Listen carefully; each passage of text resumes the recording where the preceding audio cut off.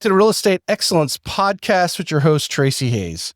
Today, I have the top residential real estate agent according to the Jacksonville Business Journal for 2022. She made the list, they call it, the highly recommended. All of our listeners go to her Instagram, Facebook, and her website to see her reviews. She has some amazing, well thought out, lengthy reviews. That's why she is number one. Today, we will dig into her business and get to know a little bit more about the Berkshire Hathaway Home Services finest.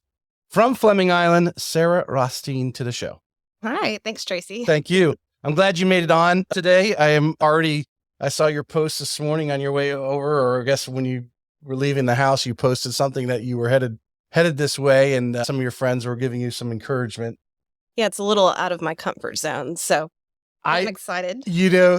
You'd be amazed. I actually had someone else this morning say something. They posted something, and I said, "Hey, look, they're coming on the show in a few weeks," and they said that she was a little nervous, and I said, "Well, actually, amazingly, most are, but you will find hopefully afterwards, and you can tell your friends we're just going to have a great conversation and let everyone know about you. That's the important thing, is to learn about Sarah, what she's doing.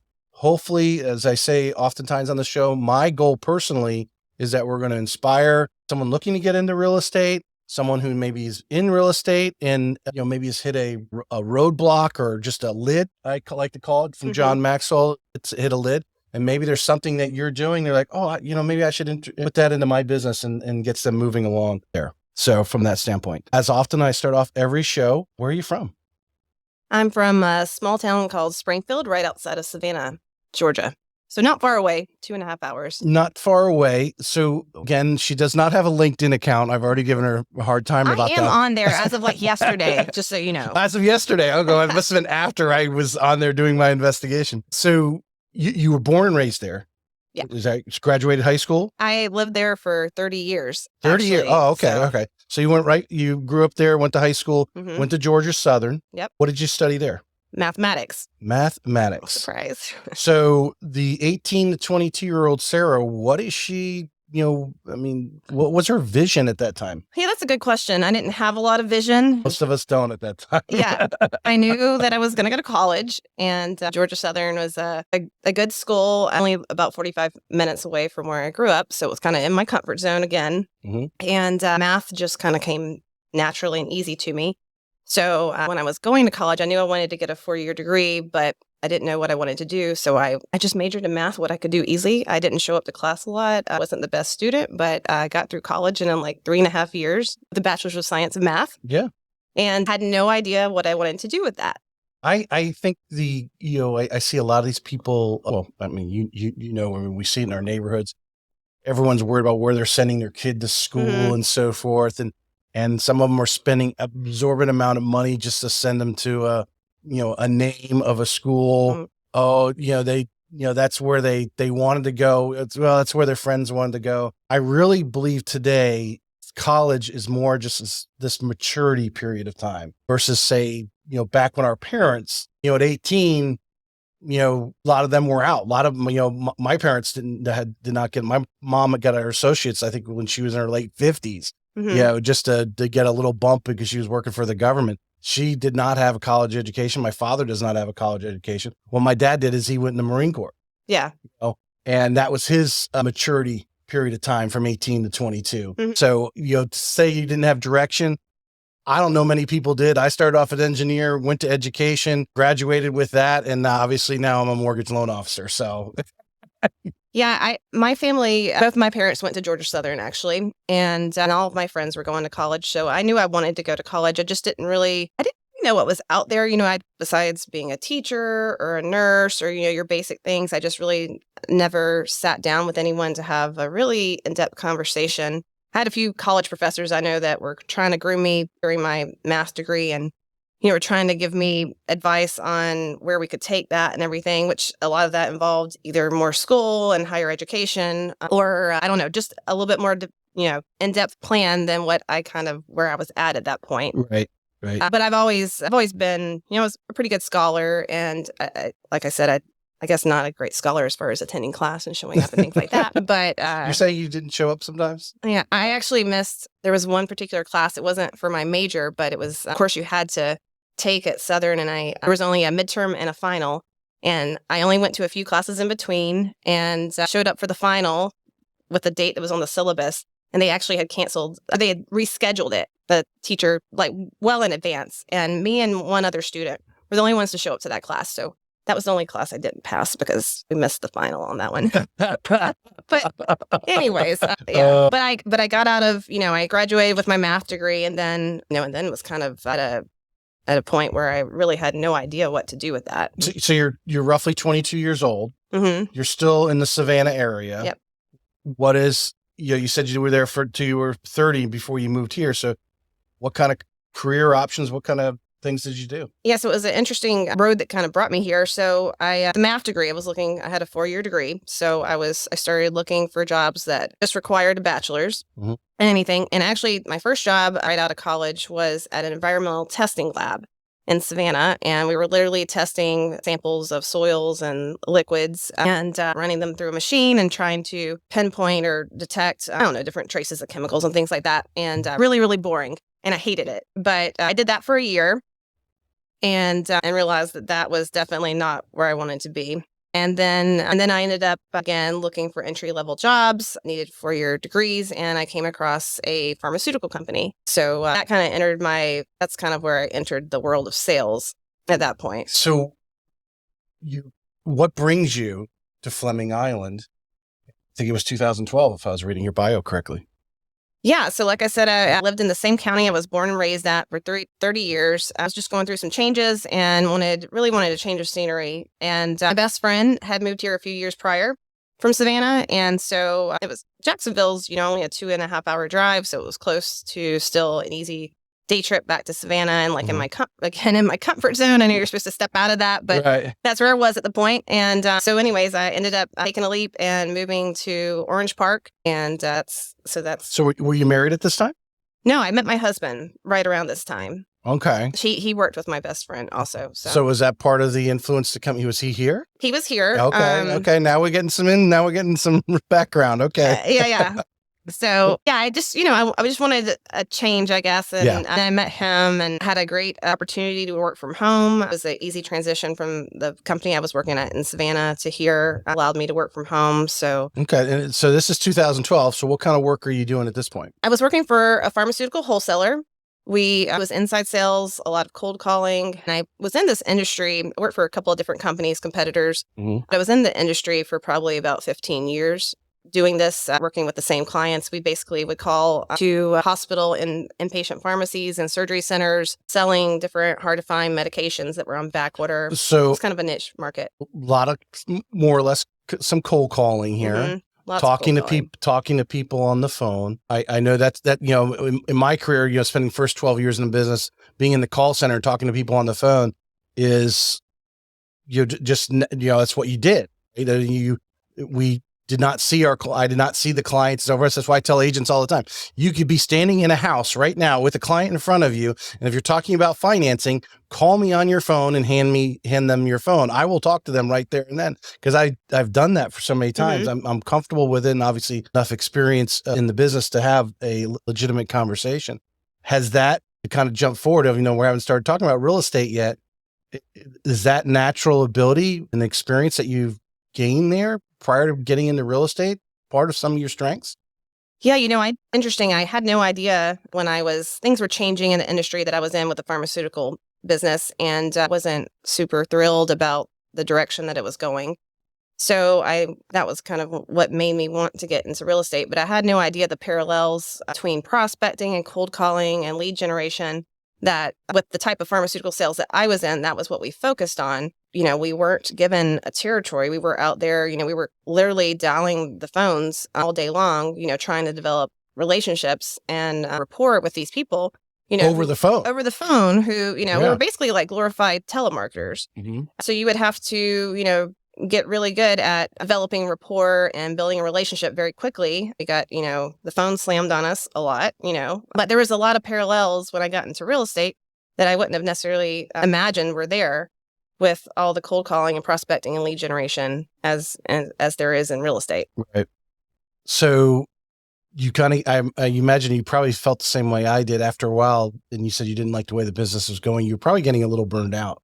I was getting burned out. Had been doing it for a long time, but things were changing in that industry that I was in. It was, again, it's kind of a niche market. And we were starting, I didn't really have much to do with insurance and things like that, but we were having to get a little bit more knowledgeable about not just selling our products and filling needs for our customers, but also insurance sides and perspectives of things. Yes. And I just wasn't interested in that.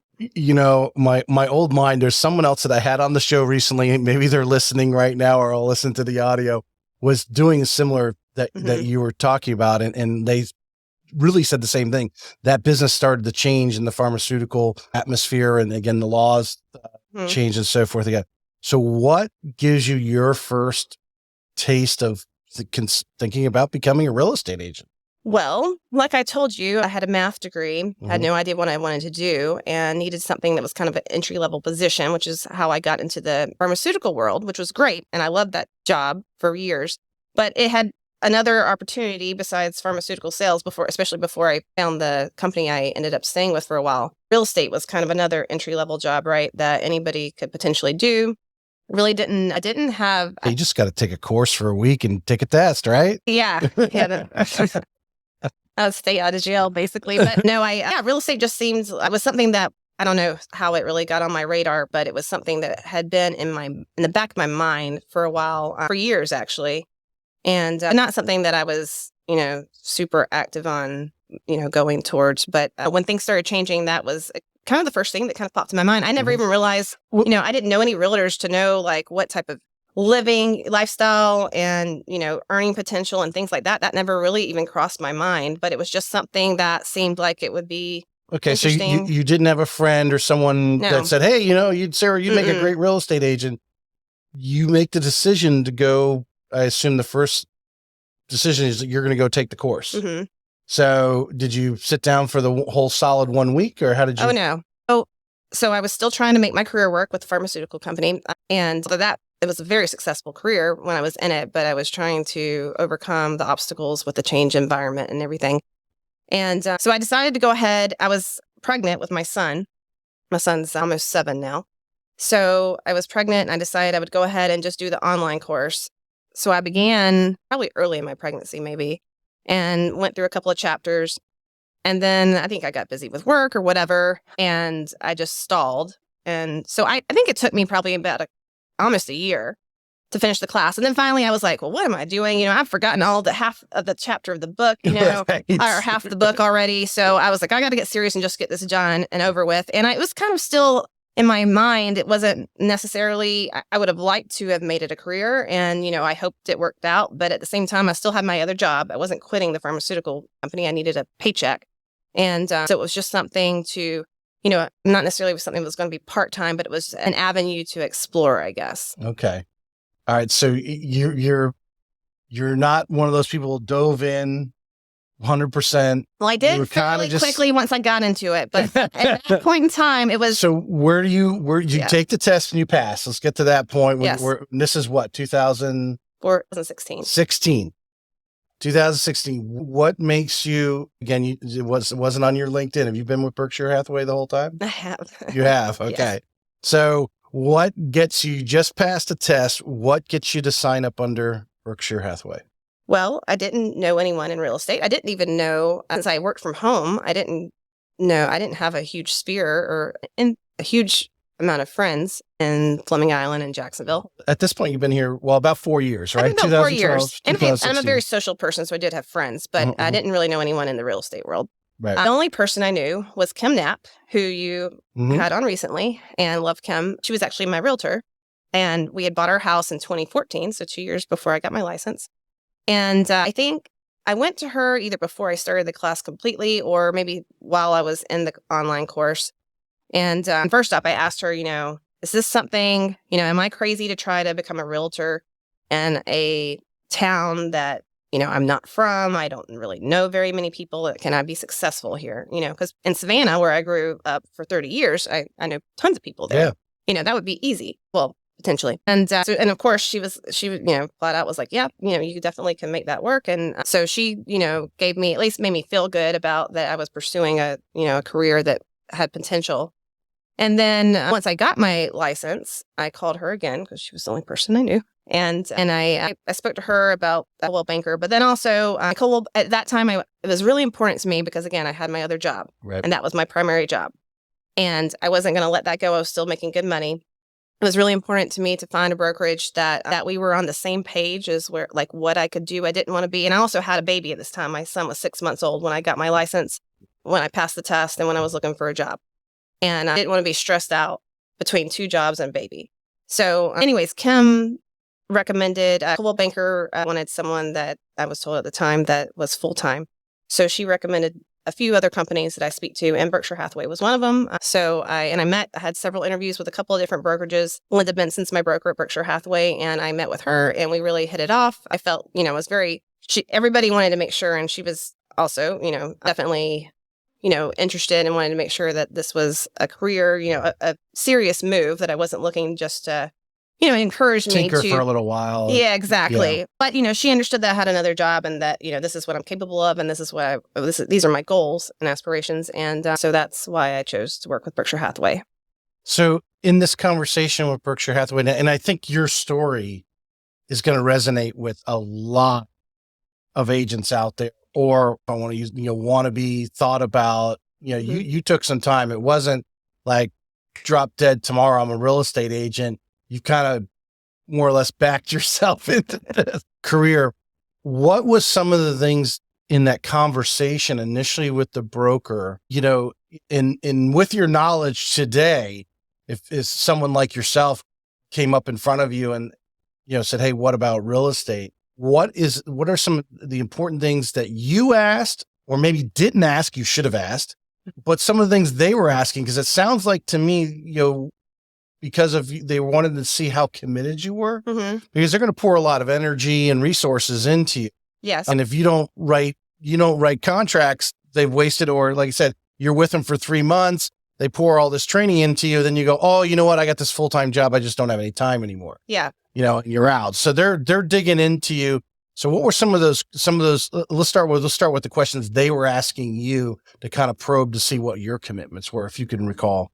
Yeah, I was going to say it was almost 7 years ago, but I definitely remember us having a conversation, again, that I was very forthcoming with letting them know that this was not going to be my primary job at that moment, but they were definitely wanting to make sure that this is something that I wanted to be serious about, to make it a career, to eventually be able to leave the other job and become a full-time realtor, because that is really what it takes in this field to be successful. And they want, like you said, they're investing a lot in me. So they want me to invest in myself and in the career and the job. And to do that, it's really difficult to be successful in this job if you're just doing it part-time. Right. So that was a large part of the conversation. We also talked a lot about training. There was a commitment. A lot of brokerages don't have this. And I think this is definitely something, if you're a newer agent and you're trying to, and you're in the stages of interviewing with other brokerages, you want to make sure that they have good training. And Berkshire Hathaway required us to go through a month-long training program, which was 5 days a week for, I believe, maybe like 3 or 4 hours a day. And they were a little bit flexible if you had to miss classes, but that was a requirement. And me, it was something that I was able to do. I had my computer up working the other job while I was a little bit.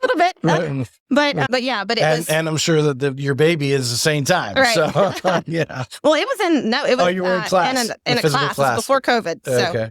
And now there is a lot more Zoom, and webinars and stuff. But so I think that's though important. A lot of companies don't require that. And as a newer agent, we all know that you don't learn what you think you're going to learn in the class to get your license. So, it was very invaluable, the education that I learned at Berkshire Hathaway, as far as, all areas of the aspects, from the contract to prospecting to, All right. So now you're an experienced agent now. All right. So you said something that I've brought up on the show most of the time. Most of your brokerages will tell you they have great training and they have great tech, right? Technology. So how looking back, if Berkshire Hathaway just said, you know what, we're not going to sell houses anymore, we're closing up, and you had to find a new brokerage, And I assume you continue to train today. We haven't got to that question yet, but I'm assuming you're good because you stay educated and stay on top however you do that. But how would a new agent test today? Because all of them are going to tell them they have great education. What is one thing they should do to kind of have a litmus test that really is the education or that initial training the best they can get? I think speaking to other experienced agents, when you're going to interview with a broker about their brokerage, ask them, for a few references of agents that you can reach out to and ask them about their experience, see how successful they are. Maybe ask to sit through trainings. Most brokerages are very open to you coming and sitting into a business meeting or a training class. And so, there's a lot of opportunities out there if you just ask to be able to participate in and to educate yourself to see kind of really what that culture is, because they do, most brokerages, not all of them, but most of them do offer a lot of tools and technology. But those tools and technology are only as good as, they're only good if you use them. Right. So part of that too is, the personal growth and the discipline that you're going to have yourself at making your, making that work. No, 100%. I think what is that? It's 99%. I forget what, 1% perspiration. Anyway, you are the key component in the whole equation. What you are going to do is the key of all of it. Now, can you make life easier for you if you had, better technology and, if you're going to the gym right now, it is, to work out, it's you showing up. No one's going to come and pick you up and drag you into the gym, right? What is the equipment there? Is there a trainer there that's going to show you different exercises that you can do so you're not doing the same exercise every day all the time, because eventually you're just going to quit that? That when evaluating that brokerage is like evaluating that gym. You are 75% of it. The other 25 is, do they have the right technology and do they have the right thing? And I was like a lawyer when I asked that question, and I wanted you to say the answer because I want everyone to hear it from you, because you actually are a real estate agent. But it's true in life. You had the one thing about real estate, and I want you to comment on or agree or disagree with my statement. I think you're going to agree with it. Is one of the unique things about it is you are your own business. You're 1099. You're signing up under them. So there has to be there's a mutual business agreement. It's not them hiring you. They're not giving you a salary. You need to interview them as much as they interview you. But the bottom line is you need to match up with that right brokerage that's going to, fit with you. And that's why some people move brokerages after a while. They outgrow them or they're not giving you those things. But you said the most important thing is take 5 minutes, go on their website, look up several realtors and just call them.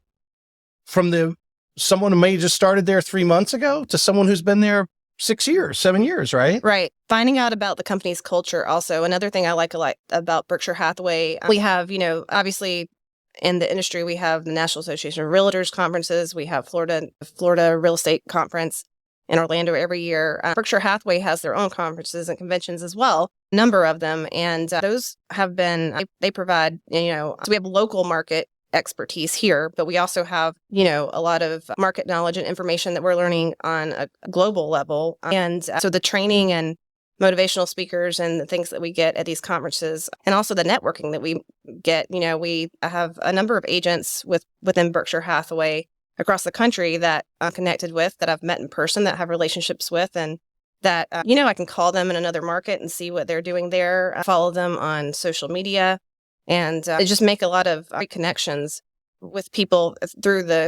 within the company that I think some of these, that some other brokerages have that as well, but not all do. And I've found that very valuable. This is where I think disconnects good agents and great agents, in my opinion, of what you just said. Going to events, we've often talked about it on the show, showing up as being important. But meeting some of these people who are outside your area, having, not talking to them every day, but maybe you interact, like you said, you're watching what they're doing social media wise, what's going on, in their markets, they're giving ideas. I spent the last 2 weeks over the Christmas break the last two shows, if anyone's following me, I actually did them. They were distance shows, which I don't often do. Most of the time I'm here in the studio with the agent, but I took some time to really go in and study what other people are doing. What are other successful agents doing? And that's, you got to have, and that's what RE Bar Camp, Kim Knapp, RE Bar Camp is all about, is exchanging those ideas. This worked for me. This didn't. Don't be afraid to tell people, hey, I tried cold calling. It didn't work for me. This works for me. Some people can do cold calling and it works for them. Mm-hmm. Those types of, but trading the little tips and secrets. But how important has that been just in your overall growth and understanding of the industry, but, in just your health of your business? Yeah. I mean, it's been huge. Like I said, someone that I follow that I've met through working with Berkshire Hathaway and going to conferences is Jimmy Burgess. And I know one of the questions you always ask are, podcasts or books, right? Right. I listen to your podcast. All right. You're going to the next question. All right, good. Which I do a little bit of both, but I'm more of a podcast person. Okay. Jimmy Burgess is fantastic. I follow him. He's got your podcasts are great also too, by the way, from a local level, but he's in another, he's in Florida. He's on the Panhandle, mm-hmm. But he's putting out, great information and tips and action items that agents can do. And what's the name of his show? So he is the Real Estate Sales Podcast, I believe. Okay. And Jimmy Burgess, Burgees or Burges. I will look him up. Yeah. So anyways, he's one person in particular, and that puts out a lot of really helpful information, and it's a lot of action items. And, it's not all tools and technology, but, there's definitely been times, where something new gets mentioned that they're using over there that I don't, I'm not super familiar with. Right. And so, I'll go check it out. Or, or I've reached out to him, with advice and questions on, how to take my business, or do certain things that I'm kind of interested in. Just gives an outsider's perspective. It's, a connection that I wouldn't have had if I had not been, involved with a company that, is putting me in connections with, these types of opportunities. Well, I think we would all agree, everyone agrees with me. So I think we'd all agree. We oftentimes will, like, if we're going to maybe buy a car or, buy a new dishwasher, whatever it is, we go on and investigate. We get other people's opinion. It could be, hey, does anyone know, a great painter, mm-hmm. whatever it is. Our consumer purchases, we often ask for other people's opinion, or, hey, have you guys, hey, you've owned that car. Do you like it? Have you had any problems with it? Right. We ask those questions. Absolutely. But when it comes to our business, how many are taking a few minutes? Because we are thrown all these, between real estate agents, loan officers, everyone in the real estate world, we're throwing all these trinkets or flashy, objects are coming in front of us all the time. Like, hey, here's a better CRM. Here's a better way to get leads. Here's this, here's that. And here's the other thing, that to reach to someone who's not in your area and feel you're getting a truly, because they don't see as competition, mm-hmm. that right. We should all collaborate, but someone outside the area say, hey, is anyone in your area using this mm-hmm. tool? Or is anyone doing this? Are they getting any responses? And they get that kind of feedback. Yeah. And I was going to say, you can do that from a local level too, to your point. We all should be playing nice together and helping each other. That's, what I think makes another thing that makes really, sets an agent apart from others is someone who's willing to, that wants to network and wants to better each other and looking for, win-win opportunities, because we can't sell every house, right. ourselves. Right.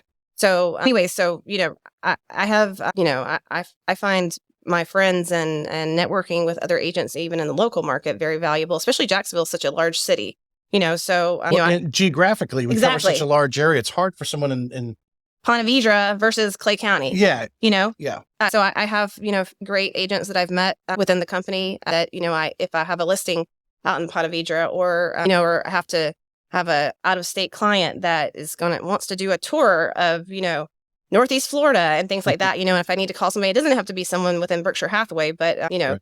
It's those relationships are very important. So the bottom line is having other realtors should be collaborators, should be showing up, whether it's a large event like an RE Bar Camp we have on January 27th or a social. Try to make some of those, convenient socials to meet some of the, I know our family lives take us away a lot of times, So maybe we can do a luncheon versus, the happy hour, but they get out and actually shake hands and know who's going to be on the other side of some of those deals. All right. I have a couple questions here. We kind of crossed some of them here. We talked about the brokers things. Let's just jump into you and your business, Sarah. What are a few things you wish you knew before becoming an agent? Well, I wish I knew the potential and how much of a game changer and life changing that real estate can be. If you're successful and if you're all in, you do have to show up and you do have to work really hard. And we joke about this all the time. People get into real estate all the time because they want to make money and they think it's going to be fun and they love to show houses or they like to see houses, but it's a lot of work. And to be able to, if you want it to pay off and if you want it to be what you think you want it to be, you just can't imagine sometimes the hours and the amount of time and commitment that you're going to have to put into it. Now, I did not prep you for that answer or that question at all, pretty much, anyway, but I think that was really raw from a standpoint. You had no other experience, didn't have a friend, a mom, an aunt or whatever that was in this business. So you didn't even know the true potential of where you're at today. We'll talk about how it's changed your life, but you obviously had to rely on past experiences, whether it was your education or your work experience to make it happen. You've gotten into it and all of a sudden, would you agree your business becomes you are your business when you're a realtor. There's not a 9-to-5 shutoff. You can control things as you get to a certain level. Like, hey, folks, at 7:00, I'm not going to take a call. You can text message me if you think it's urgent. Otherwise, I'm going to call you back at 8:00. You can start having those control parameters. Most people aren't going to jump on you for that because nothing in that real estate really happens like that quickly. The next morning is generally when anything, especially in the loan world, my support staff at 5:00, they go home, right? They're not like you and I, but from that standpoint. So emotional support happens 24 hours a day. I just got to tell you that part though. The whole aspect that you become your business, you have to enjoy what you're doing. Would you agree? 100%. And that is definitely one of I really feel very strongly that I don't think I could do this job if I didn't enjoy what I did. It never feels like, I've had those jobs before sitting at a desk. My whole career basically was behind a desk until real estate. And even though I would enjoyed some of those previous companies and jobs and positions, you still have those times where they're like, oh, I don't want to go to work today. I don't want to do this. You dread it. When's Friday coming around? Well, in real estate, there's never, oh, yay, it's the weekend. It's Friday because the weekends, just another work day typically. But I never feel, thank God. I mean, that's a blessing for being in real estate, being successful in real estate and being made for this job is that it doesn't feel like work. So I know I don't like to brag about that because so many people don't feel like that. But well, let's step back. The first few months that you were, in the business, or the first few years, the demand is different. Your first years, you're really trying to, if you're really committed, whether you're making the calls, and we'll talk about the different things that you do that you like to do from a marketing standpoint, but you're pounding the doors, and then all of a sudden you reach this tipping point. And then the business and people are calling you. You've done enough transactions that people are referring you, and other people are, oh, she's a real estate agent. Sarah's great. And all of a sudden that type of work becomes the work of actually doing what everyone dreams of being the real estate agent, like showing the houses, writing the contracts. But that's not easy either. It's work. Yeah. And that can stress you out, probably sometimes even more, because now your fear of loss. Mm-hmm. Versus at the beginning, you didn't have typically a fear of loss because you didn't know what you had, right? Yeah, no, that's very true. And it's an interesting journey from, I used, when I first got into real estate, I had a second phone because my other phone was for work. So I needed a new phone for work. And I remember, I always had it on me, and it was kind of a joke because I would just look at it because it would never ring. And now, it's a joke about, oh, look how many messages I got in one day. Right, right. Or after the podcast, you'll go back on and see how many people have texted you and so forth. What do you think? Give me 3 skills in this, and it doesn't necessarily, these are skills that you've mastered, but you know that the ideal agent, if we were to create this artificial intelligent agent, what do you think are 3 skills that agent needs to have ideally? They need to be good at relationship building, because we're in that business. Work ethic. They need to be, you have to be a hard worker. And I think that's really one of the biggest differentiators of a good agent from a great agent. And be teachable. You need, Coachable. Yeah. Coachable. Yeah. Yeah. I like that. So relationship builder, coachable. What was the second one was? What did I say? Oh, you need to have good work ethic. Work ethic, of course. Yeah. So now let's bring that back around to you now. Okay. Obviously work ethic, we've talked about that a little bit. I think a lot of people who have a misconception of the real estate business, or many of the agents that I've had on the show, will, tell you that obviously there's this huge shock. They come in and they're working, and all of a sudden, obviously the fruits come and they're like, oh my God, look at what I did.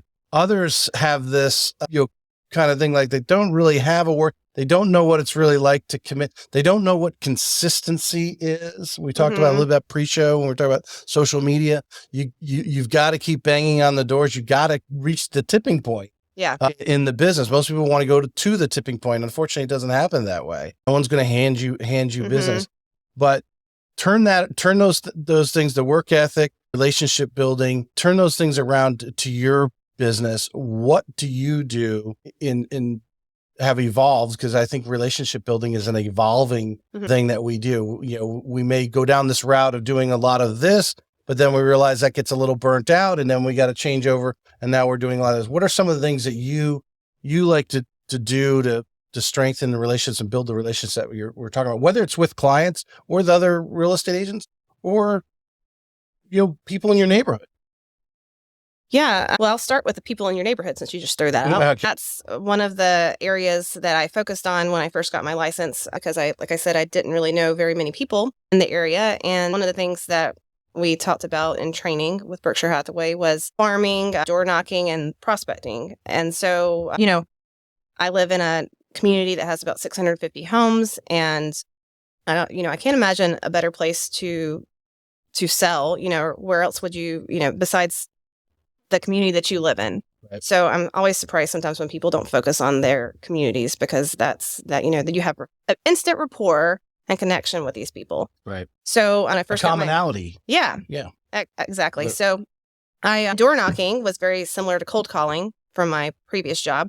So it's kind of where I began with real estate, besides, letting my friends know that I was a realtor. I started door knocking. I started, just walking my 6-month-old son, and pushing him in the stroller with some flyers. And when I would see someone out in the street, I'd pass out a flyer and tell them, oh, I'm doing an open house, and introduce myself. And that was actually how I got my first listing with some clients that I'm still friends with today. And so, getting involved with my community, I actually joined, we have a recreation committee within our neighborhood where we do food truck Fridays. We have events for kids, for adults. And I'm not as involved. I've been kind of involved with that for several years now. And that was a great way it was things that, I found, I found fun. I found fulfillment, being involved with the community. And I got to meet a lot of people. And then, put systems, and it's not rocket science, but, I tried to, when I would meet new people within the neighborhood, try to develop relationships, friend request them on Facebook, just try to stay involved, be a good neighbor and a good friend. And are you putting those people? I had Marky Lemons-Ryman, who's going to be the keynote speaker, and she gave this great tip in show. If you have not listened to that show, you need to go back to Marky Lemons and listen. She talks about just this thing in building her CRM. Yes. She does it whether obviously that neighbor you met, you already know their address. Absolutely. You add their name and you're putting that in your CRM. So they're getting your regular 100% stuff. Yeah.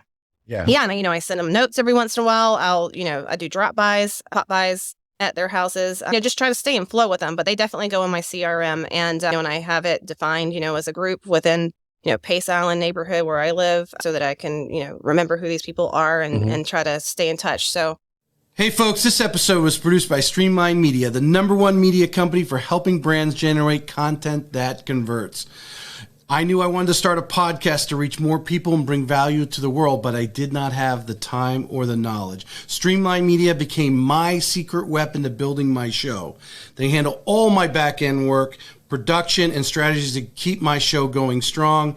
If you're in the real estate business and looking to make content that generates more leads and brings in more revenue, check out the Streamline Media link in the show notes and discover how partnering up can supercharge your path to real estate excellence.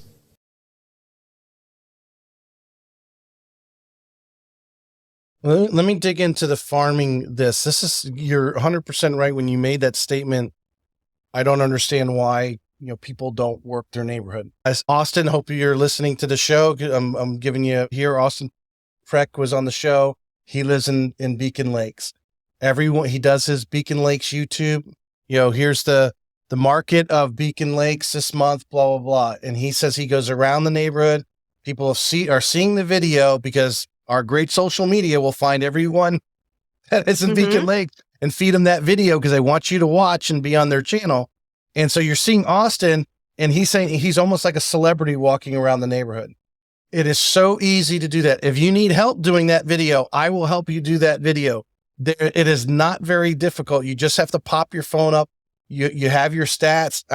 You could have a clipboard right there and read the stats off. People don't care. But the fact that you're doing it consistently, and obviously they know you live in the neighborhood, so they can reach out and they see you walking around or they see you part of the committee creating these events, work right there. Those 650 homes, just ballpark in, 6 and 7 years now in the business.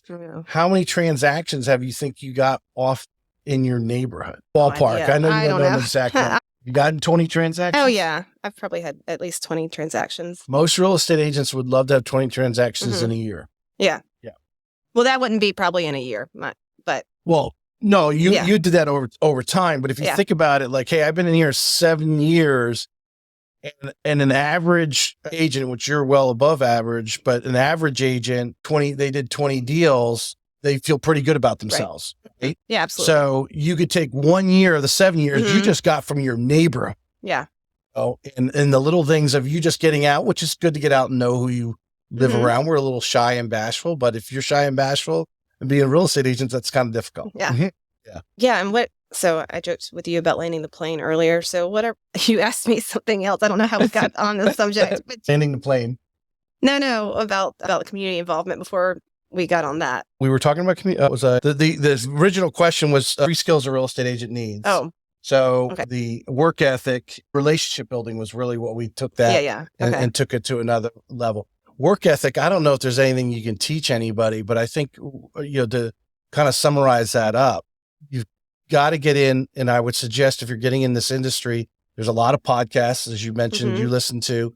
There's a lot of people that will there's a lot of trainings you can go to, time block your day. And if you are really putting a solid 8 hours of true work into it, some people take that 8 hours and they spread it over 12 because they just live their job and they do. But if you actually say, I'm going to work on my social media for an hour this morning, I'm going to make, 20 phone calls for the next 2 hours and that kind of time blocking, you can create that work ethic.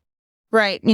Before COVID, I don't do this quite as much, but we're trying to get back into the swing of things. I used to go to my office and I dropped my son off at daycare and then I'd go straight to the office. And if I didn't have appointments, I would sit there at the office and work because I was away from distractions and I was in that groove and that atmosphere where, that I had no choice but to focus on real estate. So, that's a small example of work ethic, but it's showing up, and being committed and surrounding yourself, in that environment is really important. I think most agents, even though some do have that environment where you actually have an office and a desk to go sit down to, some don't, but having that is really important. And I think is very helpful with just getting your mindset right. Well, would you agree that if a good part of being a real estate agent is being social. Yeah. Showing up. So where you're like, oh, I'm going to this training at lunch. Well, okay, I'm running into other real estate agents. Get something out of that, right? Someone's putting on a training and I got to meet an agent that lives across town, whatever. And now I know who's there. So you did something for that period of time. most people, well, I'm going to this lunch and learn and I'm eating lunch, so it's not really work. Well, no, it is. That's part of how you do things. But if in listening to a lot of whether it's real estate agents or loan officers, because we're kind of doing the same thing, you're doing that prospecting period of time. If you're spending a couple hours a day doing something, and we'll talk about what, everyone should do, do the prospecting that works for them. Doing that thing for a couple of hours a day, that's a lot more than the average real estate agent's doing.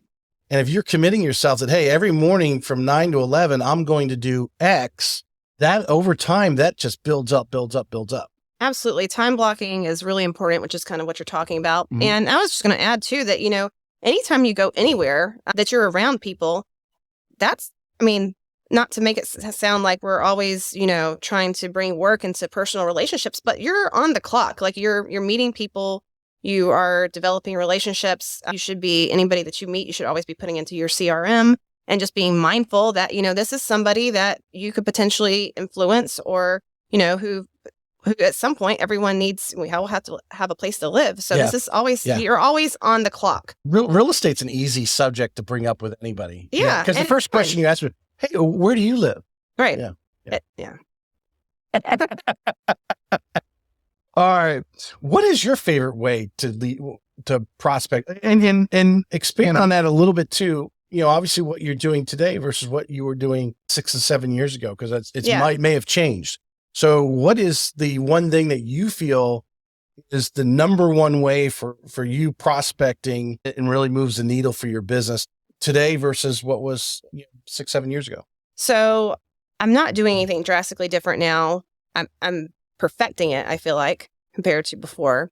But I am, digging deeper into relationships. One thing I wasn't doing for the first number of transactions, when I first got into real estate, the follow-up after the sale, it didn't dawn on me that these relationships, especially people that I didn't really, I didn't know, I had just met them and they weren't like a personal friend of mine or something. Right. I didn't really realize the value and the importance of, keeping in touch and trying to deepen that relationship over time.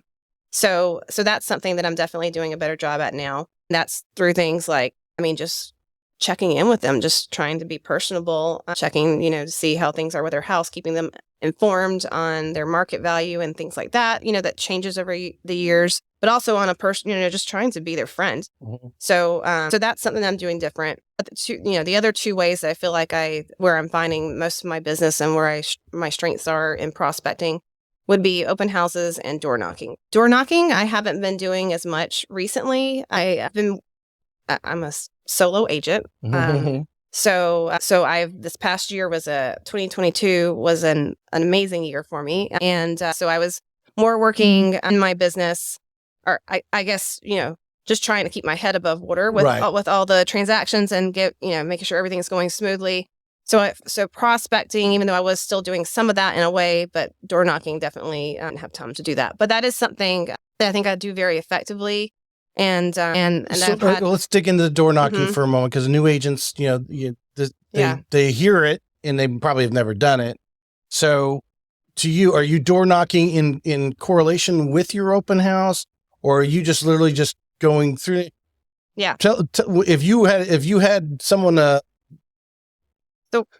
being an apprentice under you, what would you have that agent be doing as far as door knocking? Lay it out for us. So where I feel like I've been most successful with door knocking is in my community. And I've door knocked in other neighborhoods many times, and I've had some great conversations and I've had sales that have been produced from those activities. But within my community, we said we have instant connection with these people because I'm knocking on their door, not necessarily just as a real estate agent, but as their neighbor. And I'm being neighborly and I'm introducing myself. And I'm, asking good questions, not from a real estate perspective necessarily, but as a neighbor, and just, just asking about themselves, how long they've lived there. If, do they like the neighborhood? Is this their forever home? Things like that.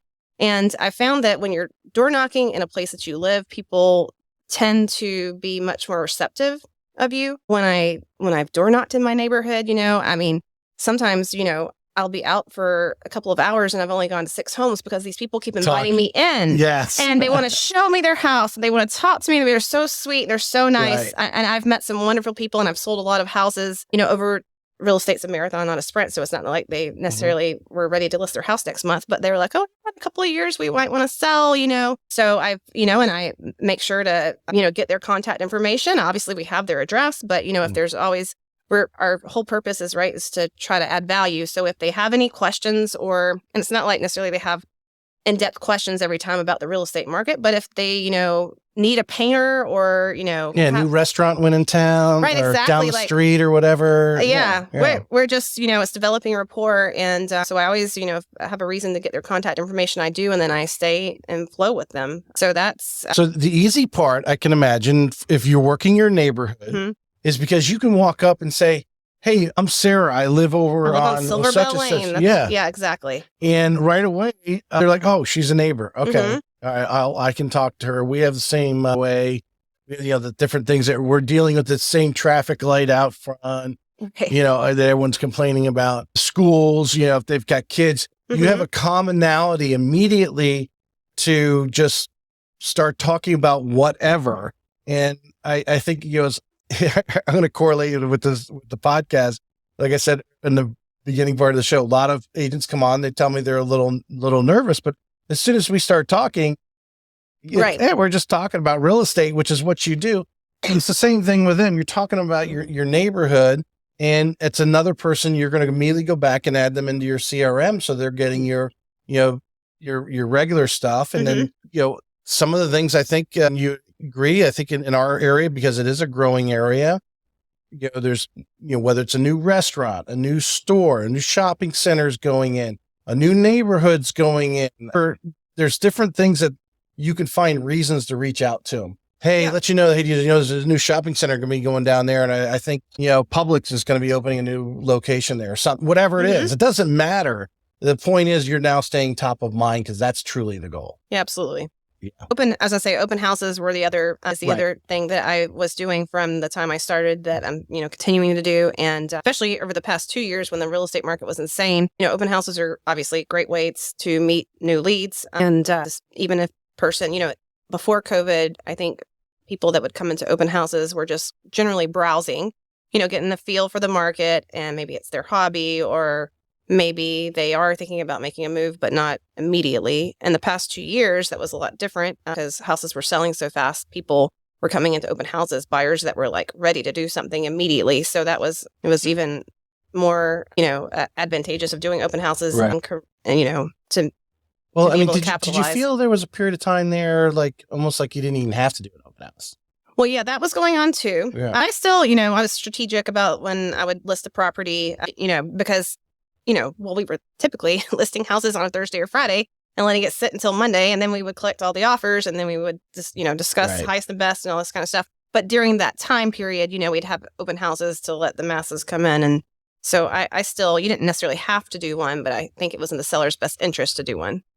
I think this is one of the things that, and I know you're going to agree with this because deep down, we dug in deep into open houses and how you should do one and all that kind of stuff. But even during the time when you really didn't even have to do an open house, you just posted the listing, people were going by, and then you had offers within minutes later, right? The reality is you have to continue doing your show. Part of your show is an open house. As a real estate agent, if you want to do listings, which every agent, I think you guys have a phrase for it, basically. Listing last. Listings last, right? Yeah, whatever. So if you want to be in the business long term, you want to have so many, I call them traps, because that's really what you're doing. You're going out and you're setting a trap. I used to have lobster traps on the back of Cape Cod. That's why I use this analogy. You go out and you set the trap, and the bait's in there, and the bait's the house, and people are going to come in and slowly, the lobster. There's going to be a bunch of other stuff in there too. Crabs will get in there, and you'll throw those out, but because you want the lobster, right? But that's part of your display. That's part of your show, because now somebody in that neighborhood who's across the street, who you listed the house for last year, and you did this open house and had balloons out there. Maybe you went over, knocked on their door, invite them over, say, hey, come on over and, have a cookie or something or a glass of wine, whatever you were doing. And they go, we're ready to move now. Who was that agent that listed that Right. house across the street? That's why you do the open houses. The first things are in front of you, but really it's the long-term effect that you are a full service real estate agent. This is what you do. And when you list a house, whether it's a house that's going to sell in 15 minutes or it's going to take 15 weeks, this is the show you're putting on. Yeah, absolutely. And we're doing it it's good for us, but we're also doing it for our sellers. And unless a seller just absolutely doesn't want to do one, I always tell my sellers that it's in our best interest to get as many people in the house as possible. And you want to do the open house right. We don't want to just, put a sign out, the day of the open house and hope that people come in. Right. We want to be strategic about it, and we want to be the professional. We want to show, to your point, that we're doing this in a way that is, speaks about a level of real estate that we're in, and it impresses people, for sure. It goes back, to the photography. Mm-hmm. Rick was listing at John a couple months ago. I mean, even though this house will likely have enough offers by Monday, and I could probably go around and take a bunch of photos with my phone, Mm-hmm. and it'll satisfy, but you have to put on the show of putting those professional photos up. You don't know who's going to look, because those things are on the internet forever. Right. Someone Googles that house, those photos are going to show up. Yeah. But again, it's those other people who are looking at you who may not be in the business of buying and selling right now, but are just, it's how you present yourself. Mm-hmm, and part of that's the professional photos 100%. and the open house. How important is it we're talking about different things, the skills that you're good at and lead generation. How important is it for an agent, to find that groove they're good at? And I think it's so important. I'm finding more successful brokers talking about it. I try to put it out on every podcast, but you got to match with a broker who's going to help you find that groove, whatever it is that you're good at, that you can 10X. You do. And you don't know what you don't know. So I think as you're a newer agent and you're trying to figure out, what your strengths are and what's going to work for you, you just have to ask a lot of questions and you have to try a lot of things. I think it's important not to diversify yourself too much. You want to give something a long enough time to be able to work, whatever lead gen or you're doing to see if it's going to be successful for you. But you need to be, I think it's really important. One of my goals is to increase lead sources and opportunities besides, you don't want to have all your eggs in one basket or just a couple of things, especially with the market shifting and things like that. So I think you've got to ask those questions and try to figure out, what works for you, right, and talk to other agents that, are doing different things to see what's out there first off. Well, I think you all started at the same point. You're all came in with you got a license that basically I think is Marky Lemon's side that basically says that you're competent because you know the laws of being a real estate agent. You don't know how to be a real estate agent, but you know the laws of being a real estate agent. Right. So the state's okay with giving you a license. Now you actually have to go and put it down and to meet with other agents who are doing different things. And some of the things you're doing now, a new agent may not necessarily be able to, immediately implement into your game because you've perfected the open house, right? You've done it, but can they do door knocking? Can they go when you're holding an open house, go and knock on doors, with in the neighborhood and let everybody know, hey, tomorrow we're having an open house. And then the day of, to circle back around and do that. Those little things that can be done like right out of the gate. Mm-hmm. And I think it's very important to find a broker or teammate or a mentor. Yeah. And we talked a little bit, you were talking about a coach. Have you had I can't remember you probably told me this before when we had coffee. Have you had a coach before? I haven't. You haven't. So you've reached a level, or many have had a coach to get to the level. You've reached a level, but you're also now searching about getting a coach. Am I doing it backwards? Well, but I am. But I want to take my business journey's to the different. next level, and I feel like I've kind of hit that peak. Yes.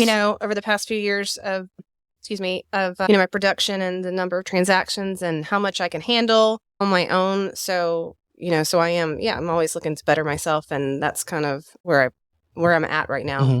Well, there comes a point where you need to start investing in yourself. Mm-hmm. And like, I think you reached a lid. Now your lid was different than, some people, I've had Angie Bell when she was on, she told me she came from corporate America, had a coach. When first thing she did real estate, she hired a coach right away. Mm-hmm. You got in because you got into a business you really, as you told before, you really didn't have any background or anyone to bounce off of, and you've learned it. And amazingly, you've done extremely well. But you've hit a lid now. Yeah. How do I move to the next level? And that's where the coach comes in. But having, a mentor or coach, I mean, is there some agents that you would want to kind of give a little call out to you that are kind of, you would kind of put on that short mentor list that people you kind of go to when you get some tough deals?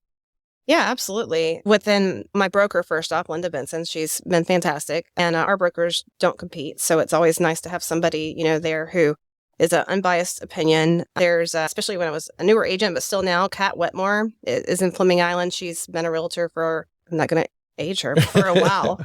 And anyway, so she's a seasoned agent. She's a seasoned agent. And I don't mean that. But she's a sweetheart and she's always been there for me. There's agents in, like I told you, I get calls, I sell all over Northeast Florida. So I have a new listing or questions about buyers that are going to be out in Ponte Vedra or something. Tina Webster has been a great, resource to me. Priscilla Johnson is with Berkshire Hathaway. She's in our Ponte Vedra office. She's a very top producing agent. And she's really taken a lot of time when I've needed to show me around communities and stuff up there. So Jimmy Burgess, like I said, is someone that I admire, that I listen to a lot for tips and advice, not necessarily on a personal level, but on podcasts and things like that. So just kind of put me on the spot for. Well, I understand there's probably, and I apologize for anybody's name she did not mention. I'll apologize for her, but I did put her on the spot with that question just to give a call out. But the point I wanted to make was reach out. Even if you are a new agent, you're coming out. Every agent, you've been in this business 6 or 7 years. Sarah Rocco, 6 or 7 years. You guys are at high levels, in a very short period of time. Reach out. They still remember what it was like the first day they walked into the office, and reach out to these key people that, that you could put in your Rolodex and follow them on social media, and, start build your business, surround yourself by those, collaborate with those people. And they all want to pour into you. They do want to pour into you. They tell me every time they're on the show. You just have to ask. That's really word. All right. Here comes, this is one from my reels here, or for your reels. Okay. Obviously, the production you've done, you've got a lot of at-bats and have a lot of feel, especially, in the neighborhoods that you're working in. But I think Northeast Florida, whether you're up in Fernandina Beach, down to Flagler County is in high demand. Well, Florida in general is in high demand. Northeast Florida. What are your feelings for 23? What are you seeing from the standpoint of, lead flow, listings of homes? Obviously, with the rates are higher, but what's your 23 prediction? I hate asking this question, but people love it on social media, so I'm going to ask it. What's my prediction for 2023 as far as what we're going to see in the market? Yes. Oh boy, I think we're going to have a good year. I still am seeing getting lots of calls from out-of-state buyers who are wanting to move to our area. The National Association of Realtors just put Jacksonville on the top 10 cities across the country as far as projections to overcome the rest of the country as far as growth goes. So we're number 8 on that list. There is Forbes magazine listed Jacksonville on the second, I think, top city in the country recently, or something like that was on there.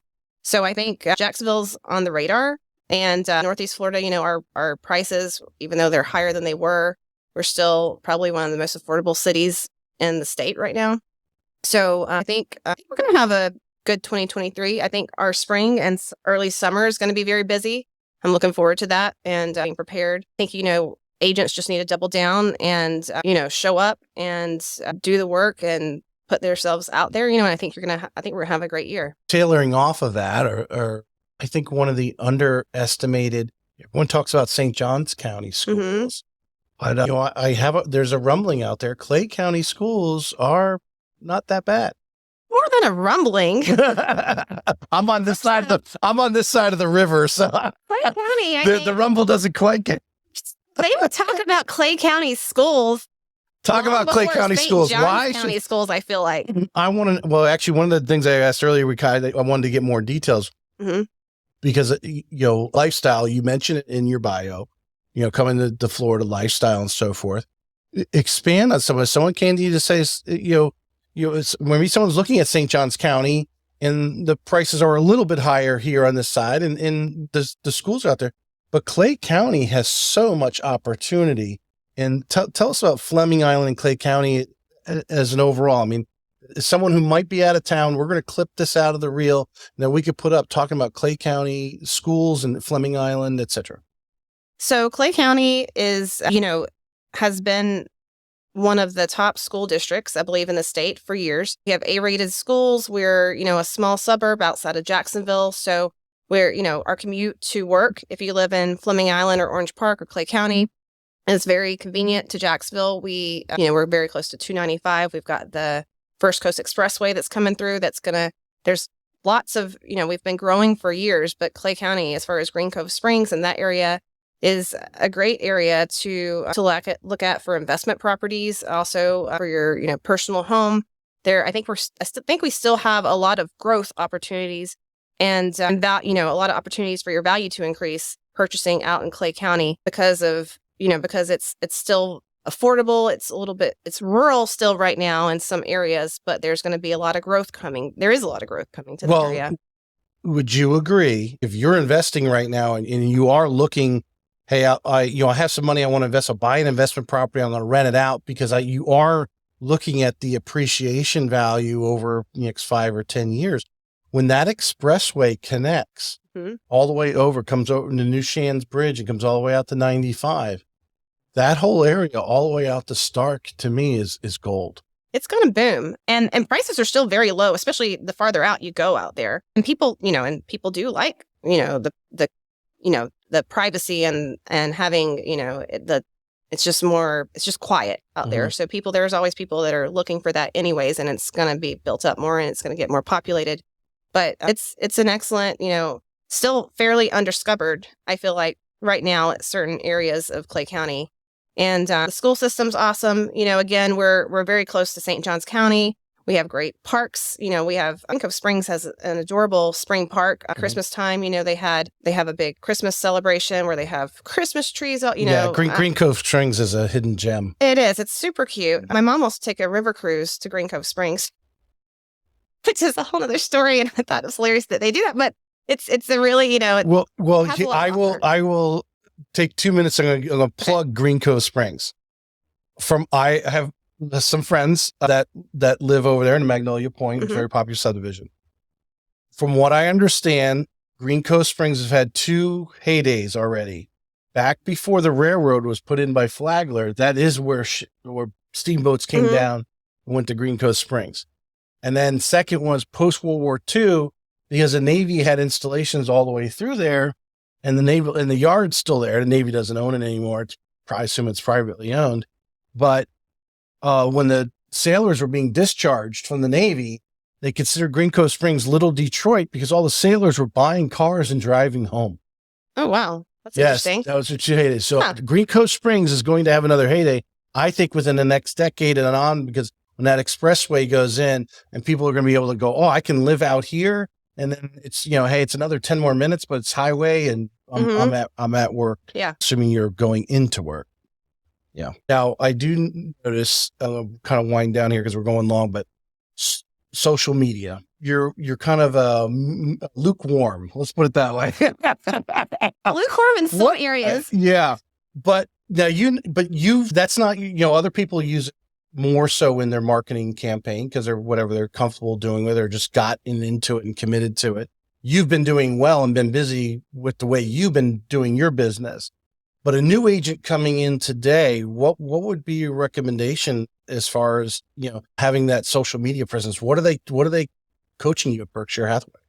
So I think it's really important I think you're going to be most successful when you do something that you enjoy. So, there's so many different types of forms of social media. Obviously, we do think that Berkshire Hathaway definitely, believes that you should be present in as many, I guess you'd say, as many of those realms as possible. But not everybody loves Instagram. Not everybody loves TikTok. They're all important. And I think if you can, I think you should put yourself on all platforms. But I also personally believe that you're going to be, most genuine and most successful doing something that you enjoy and that comes natural to you. So you say I'm lukewarm. I am probably like red hot, like over the top, annoying on Facebook because I'm on that so much. No, not necessarily, not just from a business level, but on a personal level. I am on Instagram. You do have a lot of family photos on the Facebook. I post. You definitely do the 5 to 1. You have 5 family to every 1 business. Yeah. Yeah, absolutely. And I do, I know I stay on top of mind on people as far as real estate goes from my Facebook post. But, I definitely think Instagram I'm probably not using it to the level that I could, but Instagram's definitely huge as far as, I think as far as referrals and connecting with especially with other agents, I believe, and other companies and in other areas of the country, followers with Instagram is huge. I don't know. LinkedIn. You already called me out on that. No, I already called you out on that. Well, because LinkedIn is a different clientele. So they don't have the algorithms like your Facebook and YouTube's goal is to keep you on the channel. I mean that's TikTok, that they're the more if you're a content creator and you're putting out great videos and people are staying on there, like there's this thing with TikTok that if you can create content that can keep that person on past the first 3 to 5 seconds, they're going to keep pushing your stuff out. Mm-hmm. So that's their little thing. And I could tell I've posted a lot of TikTok videos, a lot of the reels of obviously the shows. Now there's no big fancy intro or anything. I'll just have, some sort of relevant subject on there. And then, the agent's making, some sort of, comment relative to that in their business. It'll hit 200 some views, 230 views like that. But the thing is, looking at the videos that obviously people are, getting tens of thousands of views. Mm-hmm. Those are the ones that they're doing those little extra things. Like I told you, one of the things I want to advance the podcast to is, getting a couple cameras in that are all recording. Mm-hmm. Because the one thing they tell you to do in the first 3 to 5 seconds is bounce the camera back. Like it would be you, then me, then back to you type of thing. And all in the 3 to 5 sequence, because flashing that in someone's eyes. We could just do this. Yeah. Hey, so I need to advance to that level. But I try to play off on my. I was totally going with that. But there comes a.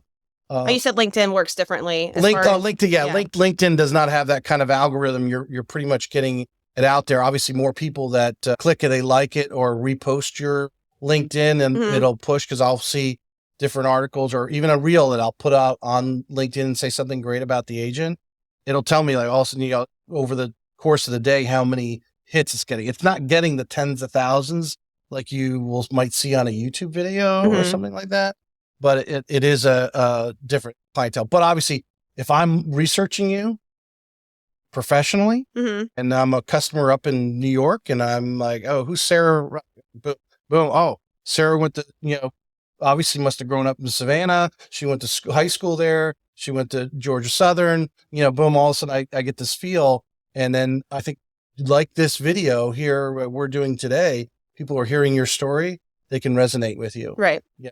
You don't have to go on to college for real estate and became a real estate agent at 22. They're probably actually not going to do business with you at that. But you're a little more mature and you have a kid and that kind of thing. And they will resonate with you. And then it gives you, I think everyone, what's some of the questions we always ask people, like, where are you from? Or, hey, I saw on your LinkedIn, you went to Georgia Southern.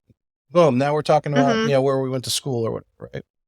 So that's why I push LinkedIn. Yeah. I think it's necessary, in my opinion. Which kind of took me off my totally last question.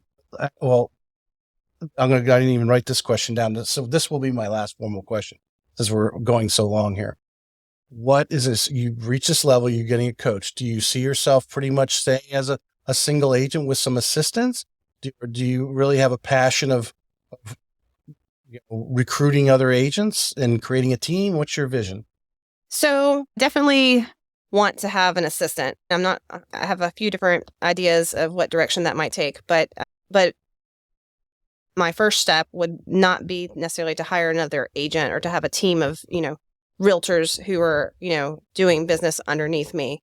But I would like to have an assistant to help obviously do things that, give me more time to focus on working on my business than just in my business and running around with my head spinning. Right. And then, farther down the road, potentially, as always, we always want to have an exit strategy, right? And I'm nowhere near that. But, being able to enjoy my time with my family and have a better work-life balance, would definitely think an assistant would be huge for that. And then also eventually probably having an agent to work with me. I don't necessarily inspire, at least not at this point in time, to have, a group of, I'm not looking for a number of people to be, to have a team necessarily. If you had someone take all your, have that, like that, really dedicated transaction coordinator person, basically who took away all of your administrative work, and, from putting your listings up properly with all the description, you had someone doing all that admin.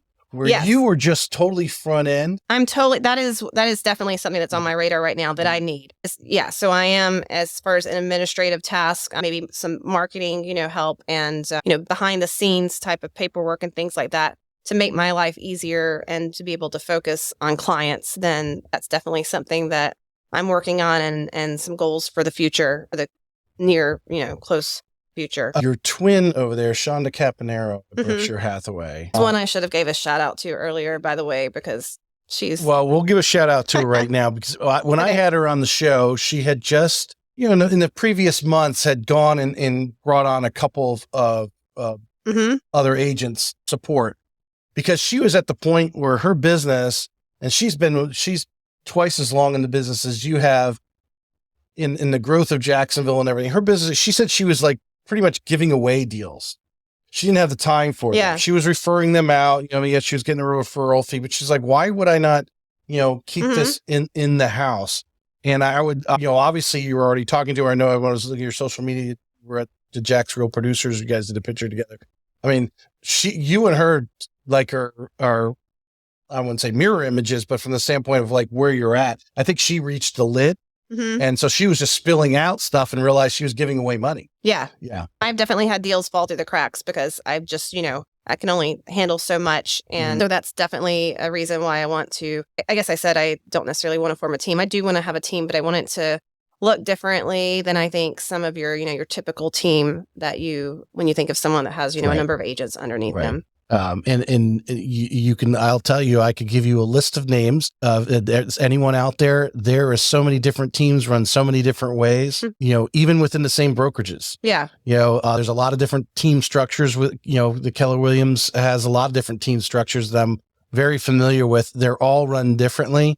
And if you want, I can give you a list of people and you can literally go and talk to 5 or 6 different people in 5 or 6 different ways they structure their team and how it's done. Yeah, absolutely. That's awesome. And it fits them because they're all different personalities and it's part of that thing. You got to find that thing you enjoy doing, whether it's prospecting or in this case, how you want your team structured. You want it structured the way you like it structured because that makes you, that gets you out of bed every morning, right? Right. Yeah. Right. All right. These are I call my 2-minute warning questions. So we're going to finish up with these. What is Rothstein's favorite family thing to do in Northeast Florida? My favorite thing to do is do an open house. That's what my husband would probably say. I love going to the beach or going to the springs. I think we live in a really cool area being in Northeast Florida where we have a lot of outside adventures, kind of things to go do. My husband bought me a paddleboard for Christmas. Cool. Not this past Christmas, but the Christmas before. I haven't ever even taken it out and used it because it's so busy. Something that inspired you and that excites me. We also, as a family, we're foodies. We like to go out to dinner. We like to explore new, local restaurants and things like that. So that's cool. Yeah. That sounds like a great, from a social media standpoint, to just promote, hey, guys, Absolutely. I tried this new restaurant. It was great. Now, if it wasn't great, then maybe you don't do anything, but Yeah. All right. Last question. This is one for the reels too. I'm cutting this out of everyone's show here. Is it more important who you know or what you know and why? So you always ask that question and it's very tricky. I'm one of my goals for this year is to read more books and to, grow myself and my personal growth journey. So I feel like that's kind of what you know. However, when I think back about where I've gotten to where I am to this point today, it's been a series of who I know, through almost, I could tell you, I've worked for 5 or 6 different companies throughout my adult career, and almost every single opportunity that came along with each one of those was someone I knew who, saw potential in me. And as long as you're coachable and teachable, you can always learn more. So the what you know will come.